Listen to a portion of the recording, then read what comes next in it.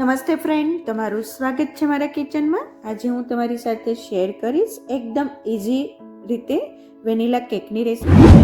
આજે આપણે ઓવન વગર, ઈંડા વગર આ એકદમ સ્પંજી એવી કેક બનાવશું ઘરે. ખૂબ જ ઇઝી છે, ખૂબ જ ઝડપથી આ કેક બની જાય છે અને ખૂબ જ ટેસ્ટી એવી કેક બનશે. અને કેકને બનાવવી ખૂબ જ આસાન છે. જો તમે પહેલી વાર બનાવતા હશો તો પણ પરફેક્ટ એવી કેક બનશે. તો ચલો કેક બનાવવાની શરૂઆત કરી દઈએ. સૌથી પહેલાં તમારે જે વાસણમાં કુકર, કઢાઈ કે આવી રીતે કોઈ પણ તપેલું કે કંઈ હોય એમાં કેક બેક કરવી હોય એ ગરમ કરવા મૂકી દેવાની. નીચે આવી રીતે સ્ટેન્ડ કે કાંઠો મૂકી દેવાનું. ઢાંકણ ઢાંકી મીડિયમ ગેસ ઉપર આપણે આને પ્રીહીટ કરવા માટે મૂકી દઈશું. આ સ્ટેપ કરવું જરૂરી છે. બીજી બાજુ જે ટ્રેમાં તમારે કેક બેક કરવી છે એ ટ્રે રેડી કરી દેવાની.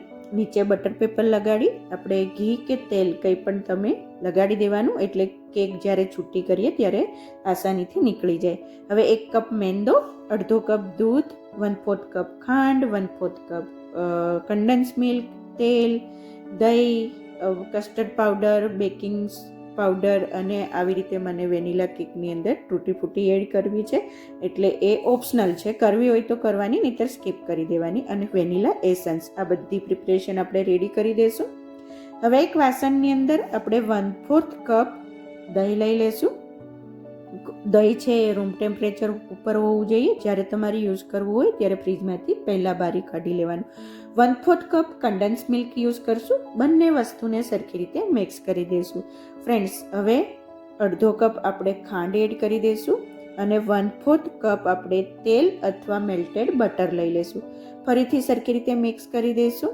અને હવે આની અંદર આપણે ચાળીને લોટ લેવાનો છે. તો આવી રીતે કોઈ પણ જાળીવાળું વાસણ લઈ અને એની અંદર આપણે 1 કપ મેંદાનો લોટ લઈ લઈશું.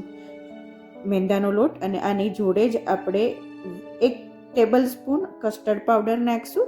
પણ સામે આપણે 1 ટેબલ સ્પૂન મેંદાનો લોટ લઈ લઈશું. આ ઓપ્શનલ છે, તમારે એડ કરવો હોય તો કરવાનું, નહીંતર આ સ્ટેપ તમે સ્કીપ કરી શકો છો. આપણે ટોટલ 1 કપ જ લીધું છે, કેમ કે 1 ચમચી આપણે મેંદાનો લોટ લઈ લીધો અને 1 ચમચી સામે કસ્ટર્ડ પાવડર એડ કર્યો. હવે 1 ટીસ્પૂન આપણે બેકિંગ પાવડર એડ કરશું. ટેબલ સ્પૂન નહીં, 1 ટીસ્પૂન બેકિંગ પાવડર એડ કરશું અને સરખી રીતે ફરીથી મિક્સ કરી દઈશું. હવે આની અંદર આપણે અડધો કપ દૂધ એડ કરવાનું છે. દૂધને થોડું થોડું એડ કરતા જશું અને મિક્સ કરતા જશું, લમ્સ ના રહે એવી રીતે આપણે કેકનું બેટર રેડી કરી દઈશું. અને હવે ફરીથી બધું દૂધ એડ કરી દઈશું. ફરીથી મિક્સ કરી એક સરસ એવું આપણે કેકનું બેટર રેડી કરશું. ઉપરથી આપણે 4 થી 5 વેનીલા એસન્સના ડ્રોપ એડ કરશું અને 1 ચમચી જેટલી તૂટી ફૂટી એડ કરશું. સરખી રીતે મિક્સ કરી દઈશું.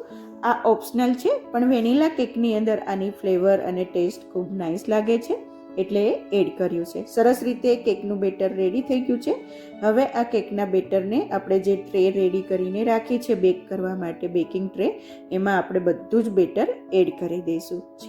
બધું જ બેટર એડ કરી સરખી રીતે આવી રીતે ટ્રેને થોડીક થપથપાવી દઈશું, એટલે સરખી રીતે બેટર એ ટ્રેમાં સેટ થઈ જાય. હવે બીજી બાજુ આપણે જે તપેલું પ્રીહીટ કરવા મૂક્યું હતું એ સરસ રીતે ગરમ થઈ ગયું છે અને એની અંદર આપણે કેકની બેકિંગ ટ્રે છે એ મૂકી દઈશું. નીચે સ્ટેન્ડ રાખવું જરૂરી છે, નહીંતર કેક છે એ નીચેથી બેસી જશે. એટલે આવી રીતે કોઈ પણ કુકર કે તપેલામાં કે તવા ઉપર તમે મૂકતા હોય તો બેકિંગ ટ્રે છે, સ્ટેન્ડ છે એ રાખવું જરૂરી છે. ઉપર થોડીક તૂટી ફૂટી ગાર્નિશ કરી દઈશું અને ઢાંકણ ઢાંકી આ કેકને 40 થી 45 મિનિટ મીડિયમ ટુ લો ગેસની ફ્લેમ રાખી બેક કરવા મૂકી દઈશું. એકદમ ઓવન જેવી જ આ કેક બેક થશે.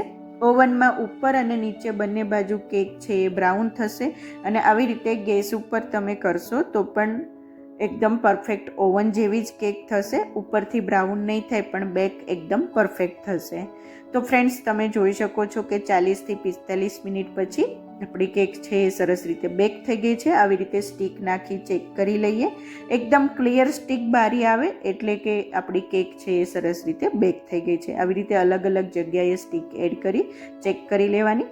એકદમ પરફેક્ટ કેક બેક થઈ ગઈ છે. હવે આપણે એને તપેલામાંથી બહાર કાઢી અને 15 થી 20 મિનિટ ઠંડી કરવા માટે સાઈડમાં મૂકી દઈશું.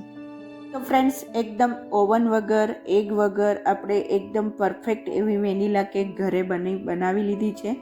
ખૂબ જ ટેસ્ટી એવી આ કેક બને છે, ખૂબ જ ઓછો સમય લાગે છે. અને હવે આપણે આ કેક છે એ ઠંડી થઈ ગઈ છે. આવી રીતે છરીની મદદથી આપણે ફરતી બાજુ કિનારી છે એ છૂટી કરી દઈશું. હવે એક ટ્રેની અંદર આપણે બેકિંગ ટ્રેને ઊંધી કરી દઈશું અને ધીમેથી આપણે ટ્રેને રિમૂવ કરી દઈશું. ઉપરથી બટર પેપર રિમૂવ કરી દઈશું. ફરીથી કેકને હળવા હાથે આપણે એને પલટાવી દઈશું. એકદમ સોફ્ટ એવી સ્પંજી એવી કેક બની ગઈ છે.